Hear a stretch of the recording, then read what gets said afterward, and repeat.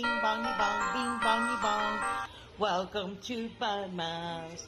This is Joe, the bearded historian. He'll tell you an interesting history. Be careful of his soldiers, they can be brats. This is Angel, she's an entity. She'll cause chaos and plant her hands at you. This is Sue, she likes spirits, not the alcohol. She's the reason this channel exists. This is David, he likes fire trucks. He's here occasionally. Bing bongy bong, bing bongy bong, bing bongy bong. We preserve his story.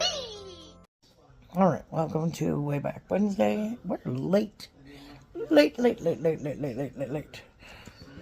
But that's just because I was busy working and finding pictures, and so it's an evening video. But that's alright. We'll do an evening video. It'll get up, it'll get out, and it'll be good. Today's race is about potatoes. Or today's video is about potatoes. So we're doing what is known as a potato sack race for our race. So hold on just a second here.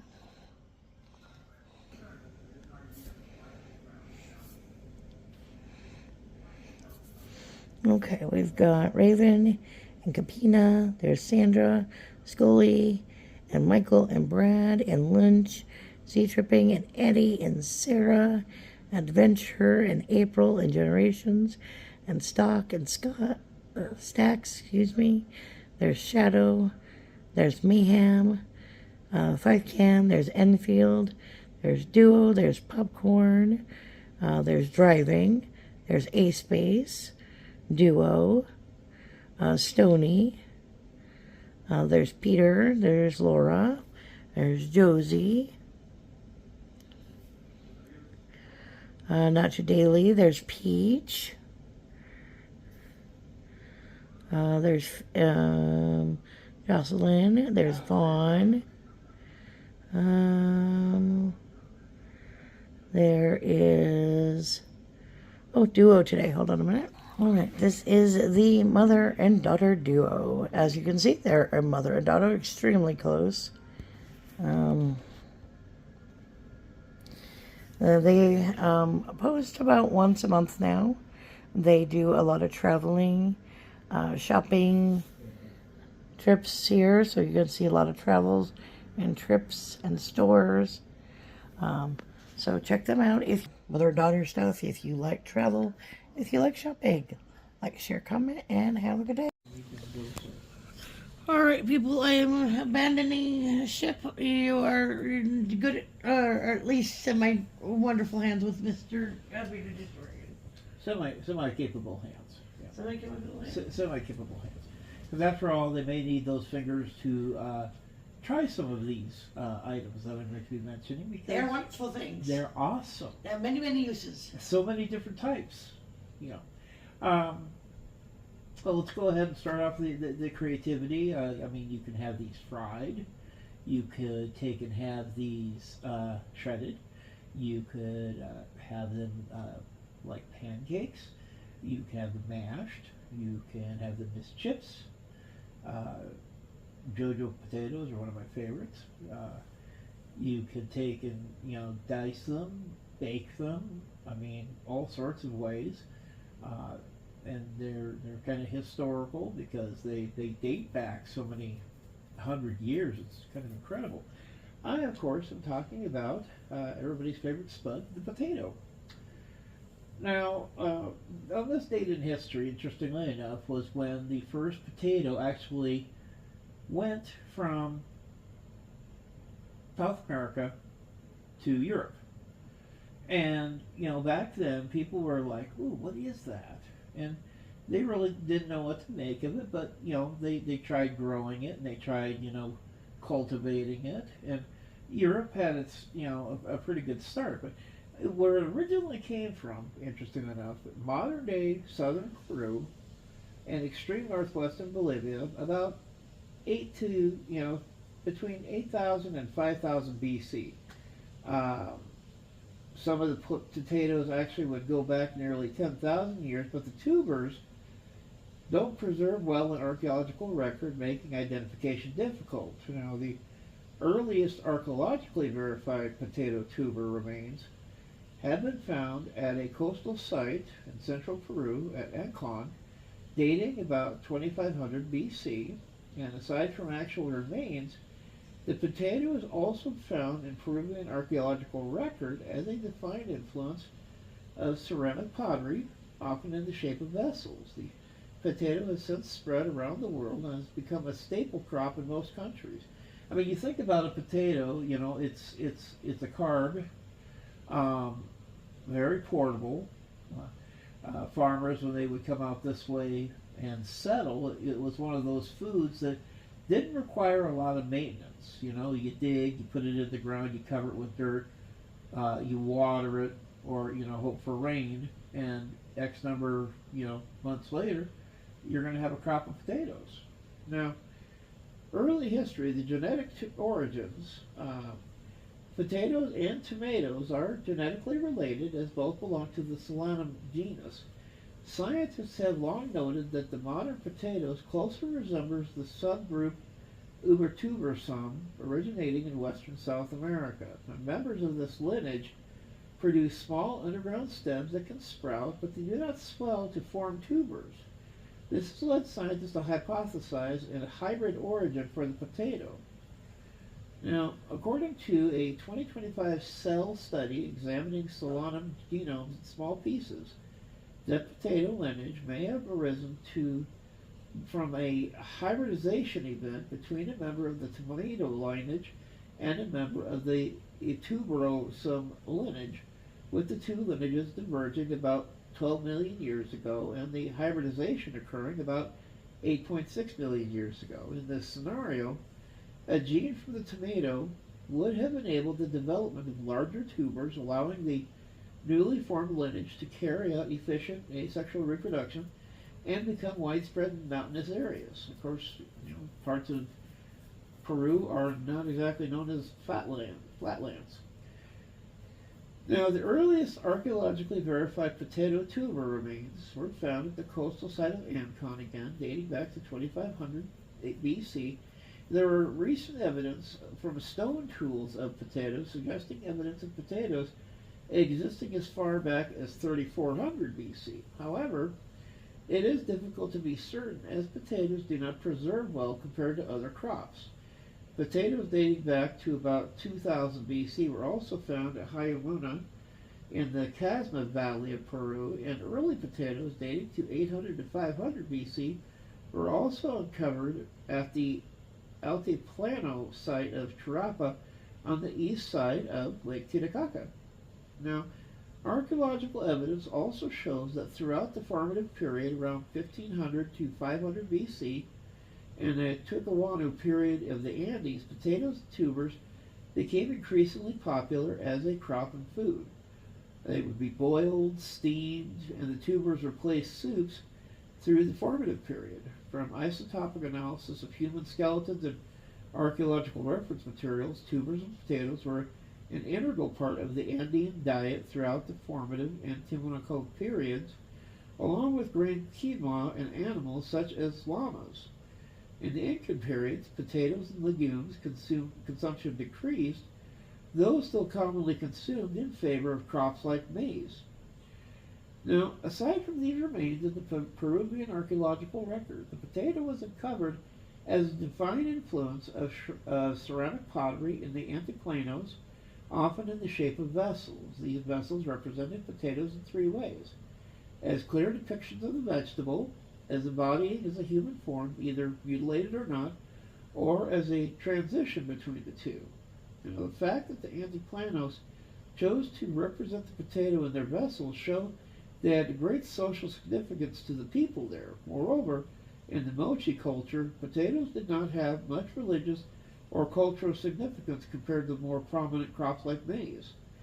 The protuberant and malformed nature of the potato fascinated the Mochi and commonly appeared in their art as malformed animals and humans provoking an emotion known as the mundo horroso. The potato symbolized art touched on themes such as physical deformities and hallucinations. Now, uses in South American societies in the Antiplano, potatoes provided the principal energy source for the Inca Empire, its predecessors, and the Spanish successor. Andean people prepared their potatoes in a variety of ways, such as boiled, mashed, baked, and stewed, in many ways similar to modern methods. I love a good potato in our stews that we have with some hamburger, carrots, and potatoes, some tomato soup. And interestingly enough, Indian people also prepared a dish that's called papas secas, which was a process that involved boiling, peeling, and chopping. These potatoes were then fermented in order to create tocash and ground into a pulp, soaked and filtered into a starch referred as almidón de papa. However, the cash crop of the Andean people was chuno, created by letting potatoes freeze overnight and then allowing them to thaw in the morning, which they repeated to soften the potatoes. Then farmers would extract the potatoes' water, leaving them much lighter and smaller. This new creation was later prepared into a stew, usually as an addition. The primary benefit of chuno was that it could be stored for years without refrigeration, which came into use especially during the years of famine or bad harvests.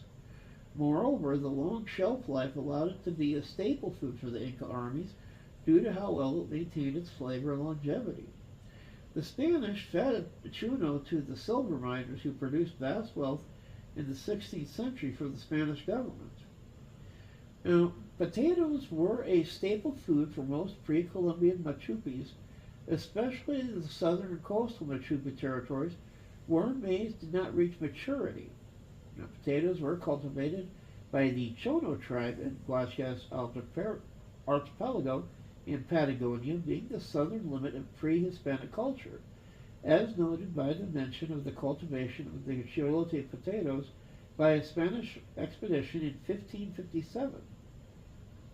Now, in 1537, a group of Spanish conquistadors became the first Europeans to encounter the potato. Don Juan Castellanos mentioned the plant in 1537 as part of a military report on raiding an Inca village in Peru during the search for gold and silver to steal. Now, mentions of the potato to European readers were made in Historia de las Indias in 1552 by Gonzalo Jimenez de Quesada, who wrote that in 1537, when he was in what is now the South American nation of Colombia, his party came across una especial de trufas, a type of truffle, when entering homes of the Chichaba people who had fled from the Bogota region. Paraphrasing the Jimenez report, an author notes that members of the Jimenez expedition found the food was in the native village of Socota, about latitude 7 degrees north, not far from the Spanish settlement of Velez. In 1553, in Crónica de Peru, Pedro Cieza de Leon referred to the plant as a batara. Cieza de Leon, a private soldier accompanying the Spaniards on an expedition in Papayan, found that potatoes and maize were the staple food. The potato later arrived in Europe sometime before the end of the 16th century by two different ports of entry, the first in Spain around 1570, the second in the British Isles between 1588 and 1593. The first written mention of the potato is in a receipt for delivery dated the 28th of November, 1567, between Las Palmas de Gran Canaria and Antwerp. In France, at the end of the 16th century, the potato had been introduced to the Franche-Comté, the Vosges of Lorraine and Alsace, and by the end of the 18th century it was written in the 1785 edition of Bon Jardinier, "There is no vegetable about which so much has been written and so much enthusiasm has been shown. The poor should be quite content with this foodstuff." Now, it had widely replaced the turnip and rutabaga by the 19th century throughout Europe. The most important new food in the 19th century was the potato, which had three major advantages over foods for the consumer: the lower rate of spoilage, its bulk, which easily satisfied hunger, and cheapness. The crop slowly spread across Europe, becoming a major staple in mid-century. Now, sailors returning from the Andes to Spain with silver presumably brought maize and potatoes for their own food for the trip. Historians speculate that leftover tubers and maize were carried ashore and planted. We think the potato arrived some years before the end of the 16th century by two different ports of entry, obviously Spain and the British Isles. We find traces of the transport of potatoes traveling from the Canaries to Antwerp in 1567. We can say that the potato was introduced there at the Canary Islands from South America around 1562. The first written mention of the potato, a receipt for delivery dated, again, 28th of November, between Las Palmas and the Grand Canaries in Antwerp. Europeans in South America were aware of the potato by mid-16th century, but refused to eat it. For the Spaniards, the potato was regarded as a food for the natives. The Spanish conquerors speak most favorably of the potato, but they recommend it especially for the natives who have to do the heaviest jobs. A similar pattern occurred in England, where the potato became the food of the working class. Hey, French fries, everyone! Now, in 1553, in the book Crónica del Peru, Pedro Clazel de Leon mentions he saw it in Quito, Popayán, and Pasto in 1538. Basque fishermen from Spain used potatoes as ship stores for their voyages across the Atlantic of the 16th century and introduced the tuber to western Ireland, where they landed to dry their cod. The English privateer Sir Francis Drake, returning from his circumnavigation, or Sir Walter Raleigh's employee Thomas Harriot, are commonly credited with introducing potatoes into England. 1588, botanist Carolus Clustus made a painting of what he called Papas Peruniorium from a specimen in the Low Countries. In 1601, he reported that potatoes were in common use in northern Italy for animal fodder and for human consumption. Now, the potato first spread in Europe for non-food purposes and was regarded with suspicion and fear due to it being a member of the nightshade family. Understandable. Europeans assumed its resemblance to nightshade meant that it was the creation of witches or devils. At first it was used mostly as fodder for livestock or feeding the starving. In Northern Europe it was grown as an exotic novelty in botanical gardens. It was first eaten on the continent in a Seville hospital in 1573. After Philip II received potatoes from Peru, he sent harvested tubers to the Pope, who sent them to Papal ambassador in the Netherlands because he was ill. Clustus indirectly received the tubers from the ambassador. He planted them in Vienna, Frankfurt, and Leyden, and is the person who widely introduced the plant to Europe. It was grown for flowers by Rudolf Jacob Kamenieris in 1588 and others. John Gerard added the first printed picture of the potato to Herbal, 1597, though he thought that the plant was native to Virginia. Now, the Spanish had an empire across Europe and brought potatoes for their armies. Peasants along the way adopted the crop, and it was less often pillaged by marauding armies than above-ground stores of grain. Across most of northern Europe, where open fields prevailed, potatoes were strictly confined to small garden plots because field agriculture was strictly governed by the custom that prescribed seasonal rhythms for plowing, sowing, harvesting, and grazing animals on fallow and stubble. This meant that potatoes were barred from large-scale cultivation because the rules allowed only grain to be planted in the open fields. People feared that it was poisonous like other plants. The potato was often grown in herb gardens and distrusted as a plant, nicknamed the devil's apples that grew underground. In France and Germany, government officials and noble landowners promoted the rapid conversion of fallow land into potato fields after 1750. The potato thus became an important staple crop in northern Europe. Famines in the early 1770s contributed to this acceptance, as did the government policies in several European countries, and climate change during the Little Ice Age, when traditional crops in the region did not produce as reliably as before. At times and places where and when most other crops failed, potatoes could still typically be relied upon to contribute adequately to food supplies during colder years. Now, in France, at the end of the 16th century, the potato had been introduced to the French comtés, the villages of Lorraine and Alsace, and by the end of the 18th century, it was written in the 1785 edition of Bon Jardinier, there is no vegetable about which so much has been written and so much enthusiasm has been shown. The poor should be quite content with this foodstuff. The people also began to overcome their disgust with the potato when Louis XVI and Marie Antoinette began wearing potato blossoms in their everyday attire, and widely replaced both the turnip and rutabaga by the 19th century.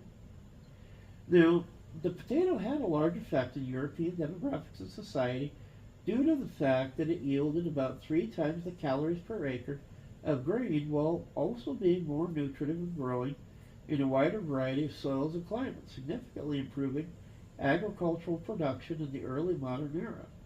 Despite this, it took a while for it to catch on. Probably the first area of Europe to cultivate it on a wide scale was Ireland in the early 17th century, so that by the 18th century, the Irish population exploded and its people subsisted almost entirely on this crop. It spread to England soon after, and it reached Ireland, and also becoming a staple in the 18th century. By the late 18th century, Sir Frederick Eden wrote that the potato had become a constant standing dish at every meal, breakfast excepted, at the tables of the rich as well as the poor. By 1715, the potato was widespread in the Low Countries, the Rhineland, southwestern Germany, and eastern France. By the mid-18th century, it had also been firmly established in the Kingdom of Prussia and northern and eastern Germany, due to the effort of Frederick II's government from 1744. Northern and western France took longer than eastern France, but there too it became common by the late 18th century. On the other hand, maize, which also yielded far more calories per acre than wheat, proved more popular than the potato in the hotter climates of Portugal, Spain, Italy, and southern France, first being grown in Spain around 1525, and then becoming a common part of the peasant diet by the 17th century. Now, it's generally believed that potatoes entered Africa with colonists who consumed them as a vegetable rather than a staple starch. Shipping records from 1567 showed that the first place outside of Central and South America where potatoes were grown were the Canary Islands. As with other continents, despite the advantages of an anti-famine, high-elevation alternative to grain, potatoes were first resisted by local farmers who believed that they were poisonous. As colonialists promoted them as a low-cost food, they were also a symbol of domination. In former European colonies of Africa, potatoes were initially consumed only occasionally, but increased production made them a staple in certain areas.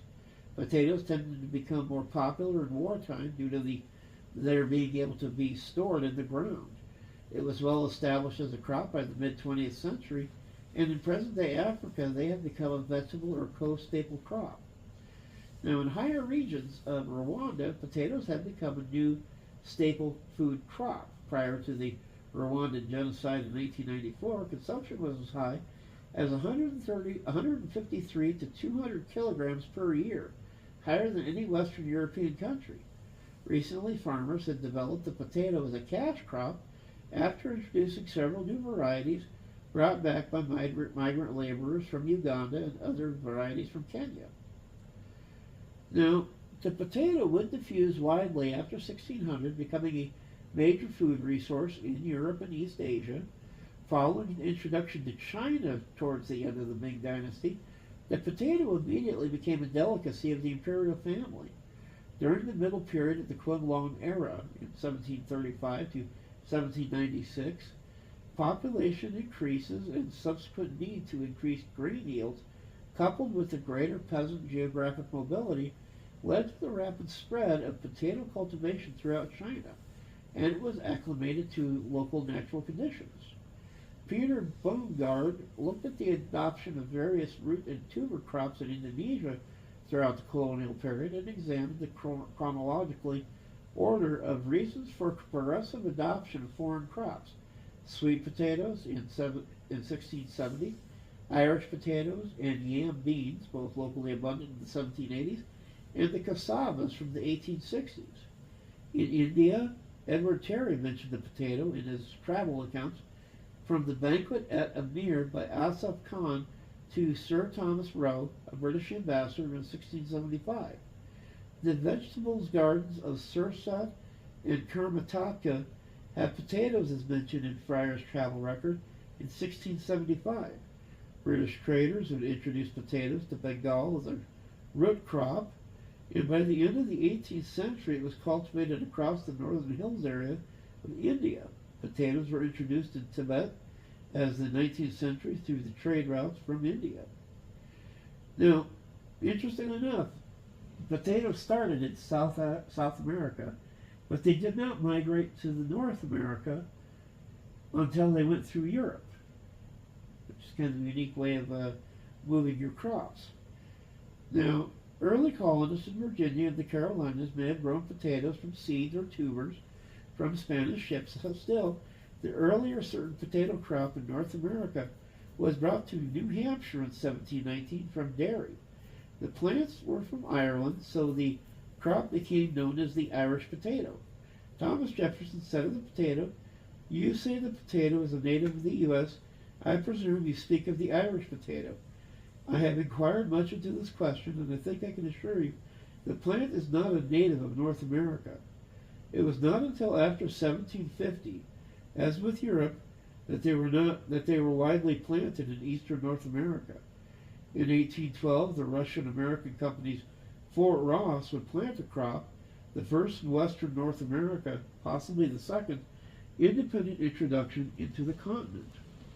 In a report written in the 1820 Cass expedition, James Noyne Doty wrote of the crops grown around Leech Lake, Sandy Lake, and Fond du Lac in what is now Minnesota, the Whidbey called Wapsi pin, indicating a type of potato.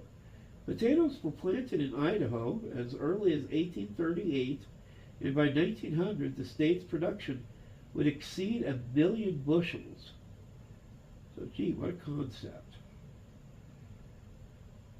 Now, before 1910, the crops were stored in barns or root cellars, but by the 1920s, potato cellars or barns would come into use. U.S. potato production has increased steadily. 2/3 of the crop comes from Idaho, Washington, Oregon, Colorado, and Maine, and potato growers have strengthened their position in both domestic and foreign markets.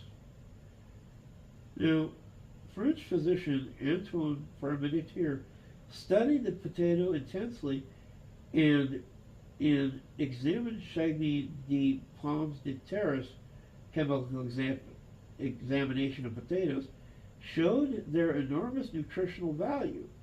Again, King Louis XVI and his court eagerly promoted the new crop, while Queen Marie Antoinette even wore headdresses with potato flowers at a fancy dress ball.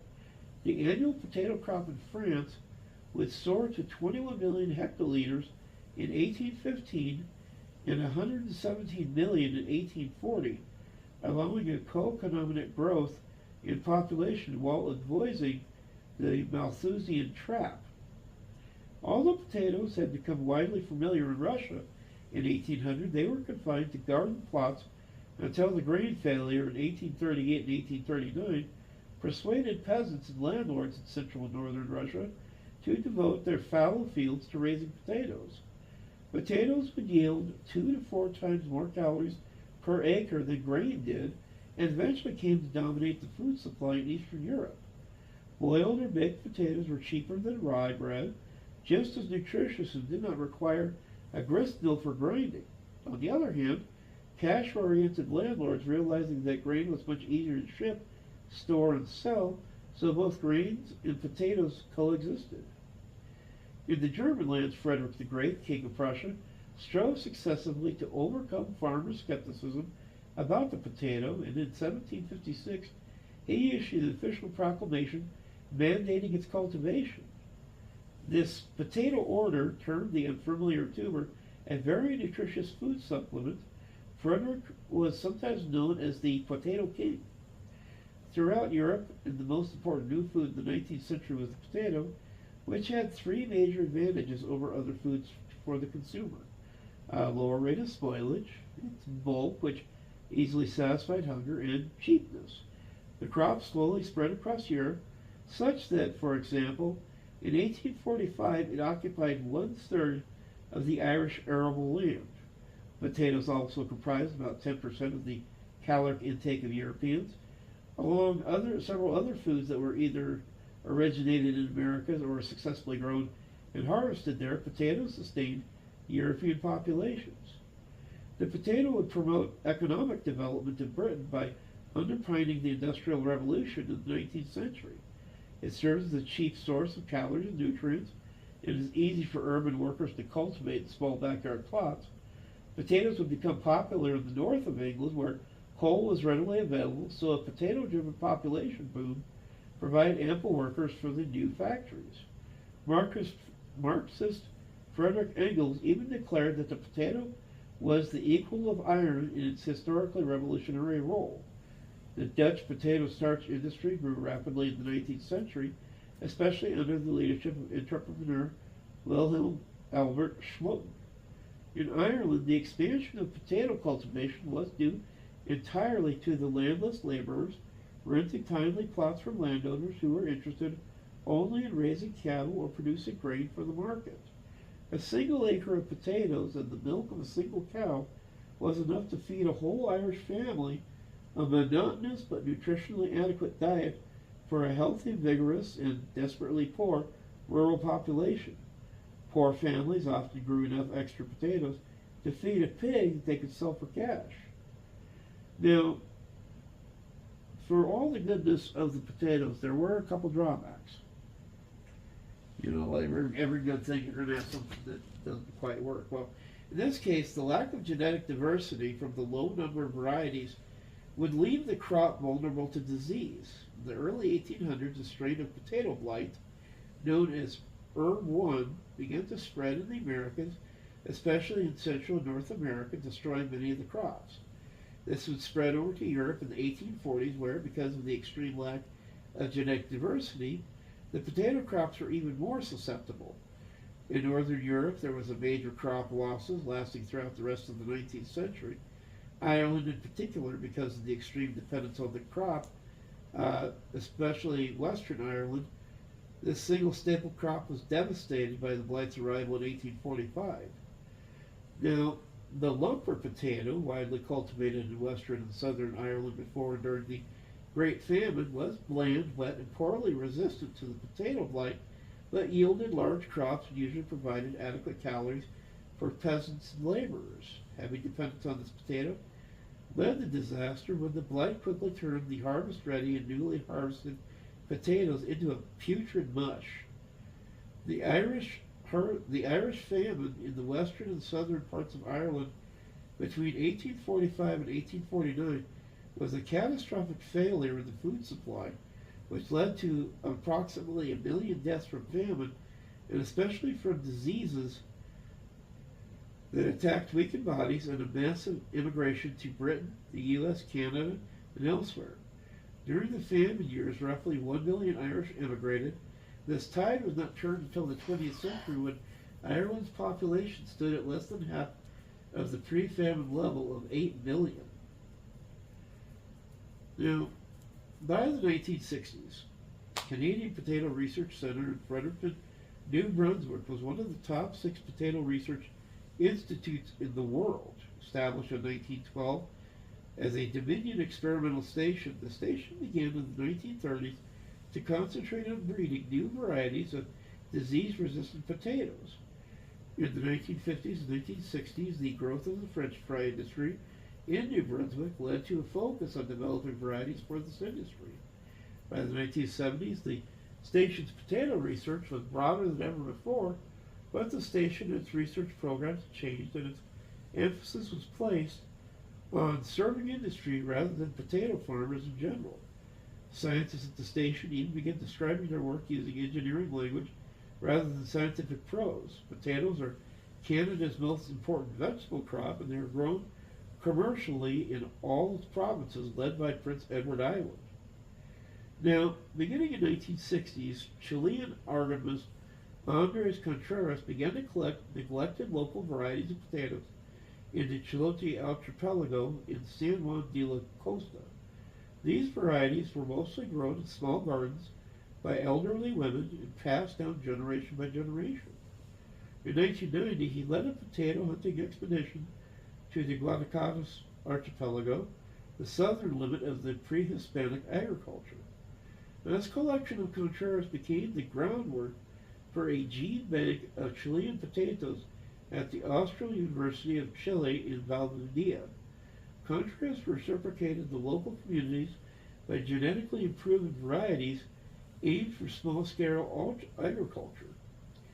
Now, in modern times, potatoes have grown popularity due to their versatility and ability to be used in many different dishes of food. Today, the potato is the fifth most important crop worldwide after wheat, corn, rice, and sugarcane. Of course, there's also uses of it in making alcohol, but that's beside the point. Now, one other item that was kind of interesting when I was doing the research on this, again, wild potato species occur from the southern United States to southern Chile. They talk about the domestication. Was first domesticated in southern Peru, northwestern Bolivia, by pre-Columbian farmers around Lake Titicaca, 7,000 to 10,000 years ago from the species St. Mercale complex. Now, the earliest archaeologically verified tuber came in at 2500 BC. Most widely cultivated variety, the Solanum turbosunium, is indigenous to the Chile archipelago and is cultivated by local indigenous people since before the Spanish conquest. That goes back quite a time. Now, while the Spanish decided, they were going to ship these potatoes in various other places, what's kind of interesting is that they came out to figure out that there are over 5,000 different varieties of potatoes. It's still considered an essential crop in Europe, northern Eastern Europe. With some of the selective breedings, they found some types of potatoes that were more resistant to the blight, which turned out to be a good thing. They also discovered that there was call it a strain of potato that came out of Mexico that was really good at withstanding this blight. And so when they would take and cross spectrum to try to see if they could make a more stronger, hardier potato against some of these, bugs that they were running into, it took and helped their efforts to spread these potatoes all over the market. Because when the Irish potato famine hit, it was just devastating, both not only for Ireland, Scotland, Northern Europe, even here in the States, and it was something that they were trying for a number of years to both counter, but also find a strain of potatoes that the blight couldn't affect. And so it tended to make things kind of difficult. The other thing also that I remember that was kind of interesting one time is I was reading about a case where a guy had contracted an illness, and one of the things that they were able to get these people, they were in a called a gulag concentration camp in Cambodia, and they'd gotten a hold of a potato, and his girlfriend said, well, what should we do with it? Should we bake it? Should we cook it? He looked and says, burn it. Why? Well, it turned out that by burning it, then the carbon he could digest, and it would remove the poison. And I was like, well, that is both kind of odd, but hey, it worked. He survived the entire dysentery episode he was dealing with. But, European colonial farmers, they were slow to adopt to farming potatoes, but, it became a good use to the boom because A, it was a cheap food. It was something almost anybody could take and produce.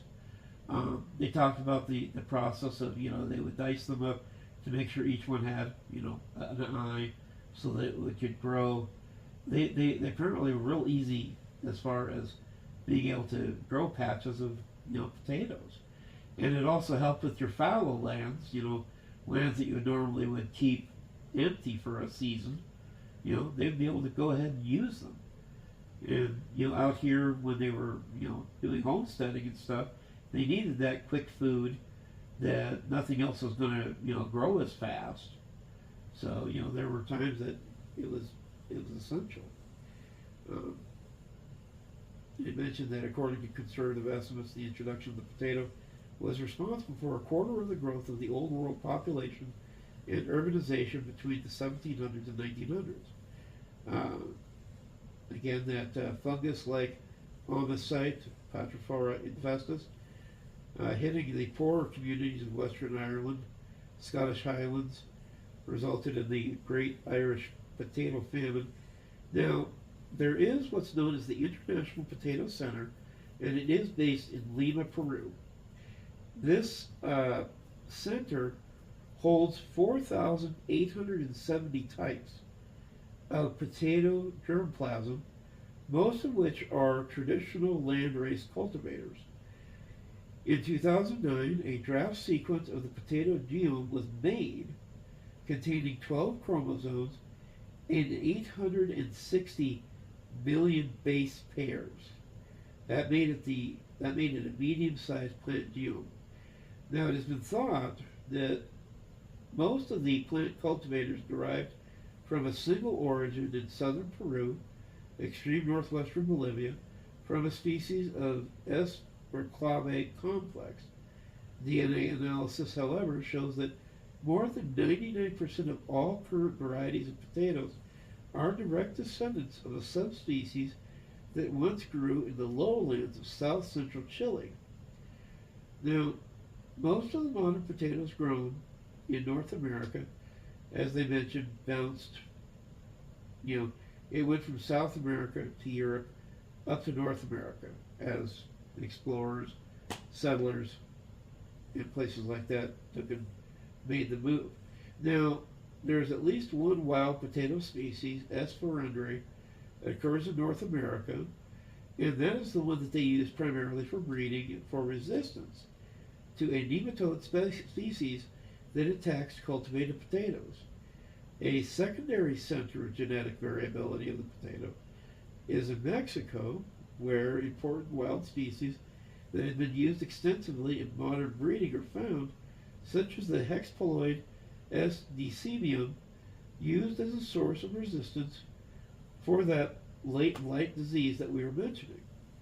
Another relative native to this region, the Solanum ovocastrinum, has also been used to genetically engineer the potato to resist this blight. And many such wild relatives are useful in breeding resistance to P. infestans. Now, little of the diversity found in selenium ancestral and wild relatives is found outside of the original South American range. This makes the South American species highly valuable in breeding.